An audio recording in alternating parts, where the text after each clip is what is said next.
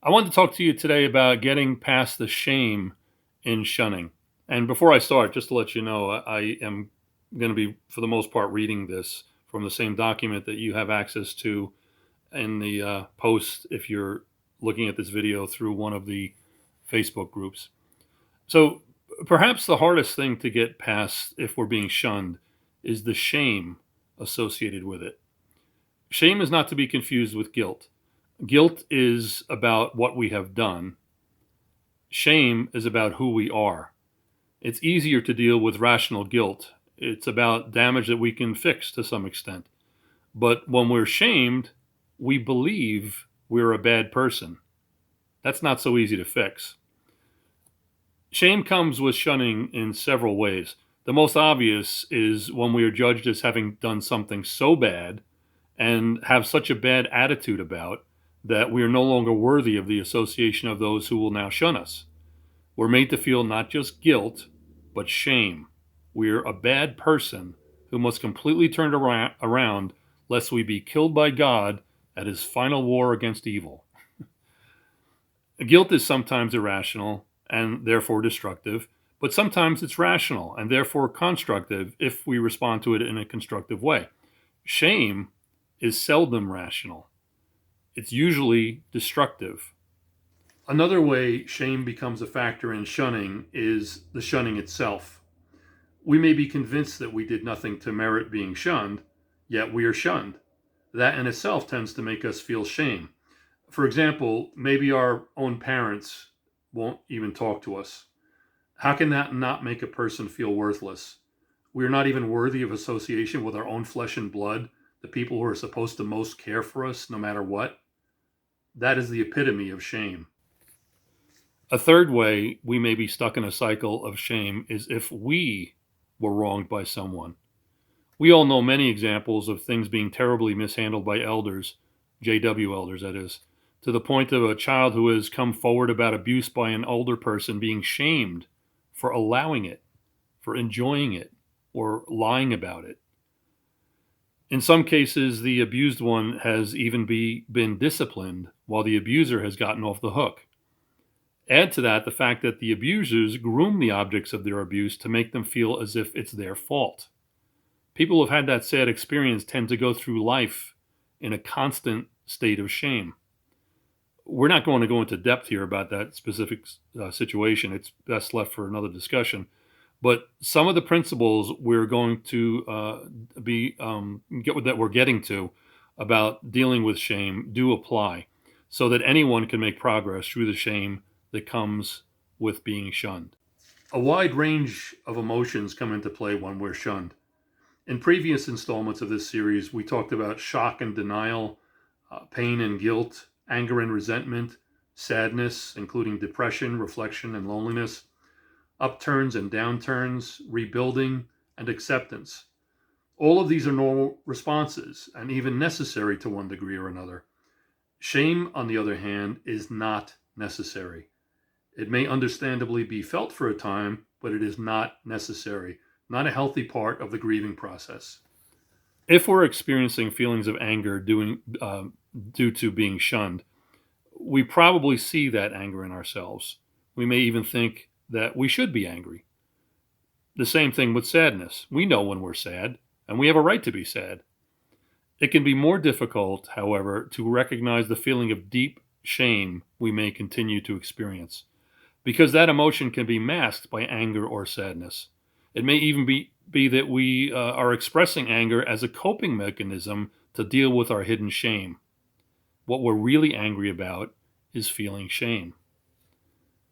So far we've talked about the difference between guilt and shame, how shame is part of shunning, and how other emotions can mask a deep-seated shame. So what can we do about it? It won't go away unless we deal with it. Well, right now, why don't we take a break? And when we come back, we'll talk about how to get past and even eliminate the shame that comes with shunning. So pause the video, get yourself a cup of coffee or whatever floats your boat, and come back whenever you want.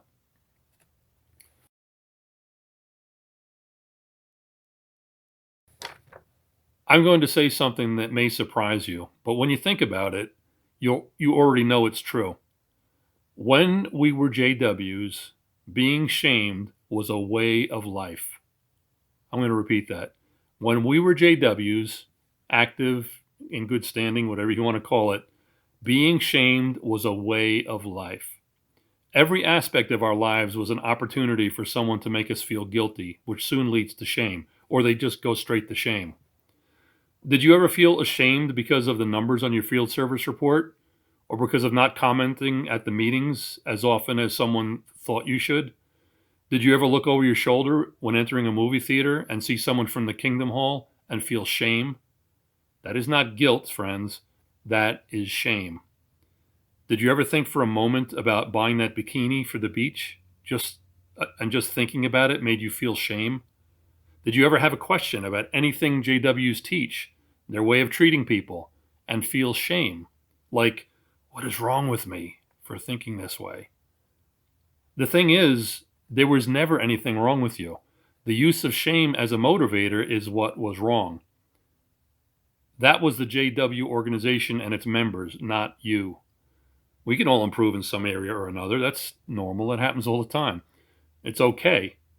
But feeling shame because we have not reached some ideal, especially when that ideal was created for us by someone else, is not okay. We may know all that, but still the routine shame that followed us around every day of our lives is still haunting us because it's people that we love that are shunning us. Well, there's one thing we need to work on, and this is the main point I want you to take away today. The one thing we need to work on is our belief system. Thoughts create emotions. Another way of putting it is that every emotion is preceded by a thought. Two things have to be true for that to be the case. First, we have to have the thought in our head. Second, we have to believe the thought. For example, if I say to you, tomorrow Godzilla is going to emerge from the ocean and take over your town and destroy it and everyone in it, that thought is now in your head, and it's probably going to be for the rest of your life. But do you believe it? Probably not. But if you do believe it, you're going to be running around in a panic from this moment on. If you don't believe it, you may always remember me as the nutcase that told you that Godzilla was coming, but it will not affect you emotionally at all because you don't believe it. If we tame the thought, we tame the emotion. So, what are our beliefs about the JW organization? We may have decided it's nothing but hogwash, yet it still matters in our minds. We are angry, sad, or something else about the fact that people are shunning us because the organization told them to, and it still matters to us. Well, hold on a minute. What if the people that are shunning us are our own flesh and blood, such as our parents or children? Realize one thing, that it is not about us. I'll repeat that. It's not about us. It's about their faulty belief system that says that they are somehow doing the most loving thing by shunning us. Deep down, they may still love and want the best for us, but their extremely narrow, even fanatical focus prevents them from really doing so. So then, we shouldn't be angry at them. We should be angry at the organization, right? Well, not really. We may feel anger for a while, but let's not get stuck in it. If we remain angry at the organization, we're thinking about it. It still matters to us. It's still affecting us. Their belief system is still affecting us. They're still controlling us. Therefore, it is still part of our belief system, even if we don't believe their doctrines and such. I'll tell you just a little bit about my personal experience. In my case, it's my three grown children who shun me. My parents have never been JWs.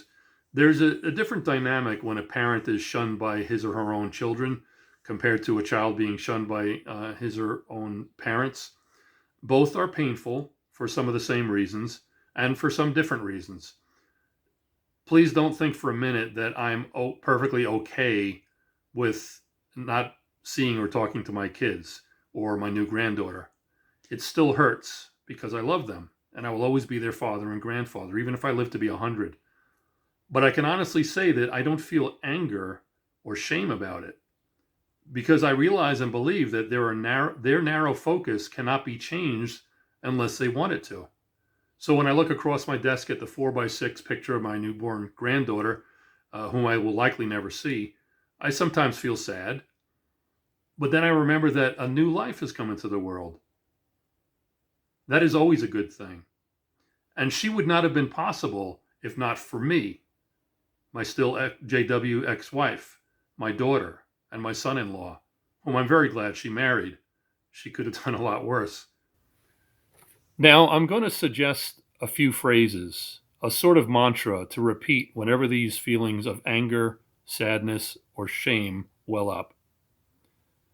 It's not about me. It's about their core beliefs. They can't help it. They can't think any other way. It's not up to me to fix them. Use those phrases or a variation of them, or anything you'd like. You can use a couple of them or all 5 of them or whatever however you want to word it. But I'm going to repeat them, and we're going to print it across the screen. So if you'd like, just repeat them with me so you remember them. It's not about me. It's about their core beliefs. They can't help it. They can't think any other way. It's not up to me to fix them. So anything that convinces you that it is not about you, use those words. Again, it is not about me. It's about their core beliefs. They can't help it. They can't think any other way. It's not up to me to fix them. Anything that convinces you that it is not about you. It's not about me. It's about their core beliefs. They can't help it. They can't think any other way. It's not up to me to fix them. Anything that changes your core belief system. Anything that takes away the shame of being shunned. In closing, I want to mention something I heard from Rodney Allgood. I just changed it to my own words, written here in the first person to add to our mantra.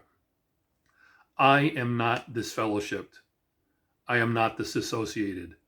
That is not who I am. To refer to ourselves as disfellowshipped or disassociated identifies us with the JW organization. We are in that state relative to that organization. We can't get back in it because we're disfellowshipped or disassociated. If we, let's say, go to the drive up at our favorite burger joint, are they going to say, oh, here comes that disfellowship guy? Or if we go to take our car in for service at the shop, are they going to say, hey, are you still disfellowshipped? Nobody but Jehovah's Witnesses is going to ever, nobody's going to think that unless they're Jehovah's Witnesses. So let's not add us to that short list of people that view us as disfellowshipped. We don't want to get back in, right? So what's the difference what they call us? If they, for some reason, change their terminology to excommunicated, would we update our vocabulary to conform? Like, oh, I'm not disfellowshipped anymore. I'm excommunicated, according to them. Rodney more or less put it this way. If we were put on detention back in high school and were for some reason never taken off, are we still on detention 20 years later after we've left that school? Of course not. So why should a label created by the organization we are no longer part of affect us? Thanks, Rodney. By the way, I would say the same thing about the term apostate. I know many of us are proud to wear that label, and I respect that. That's fine. I understand it. But as for me, I don't believe I'm an apostate, according to the extremely narrow definition believed by the JWs. I don't hate God. I don't hate Jesus. So how am I an apostate? So it's the same thing. Do we go to the burger place and they say, how's that apostasy thing going, Gary? It's ridiculous. It's only the JWs that look at us that way, if anybody does. So if that label bothers you, discard it. It's of no importance. Get rid of it. Don't even think about it. It's a JW thing, not your thing. On the other hand, if we are proud of that label, well, then by all means wear it with pride. That's what I would say. As they sang in Shrek the Musical, let your freak flag fly.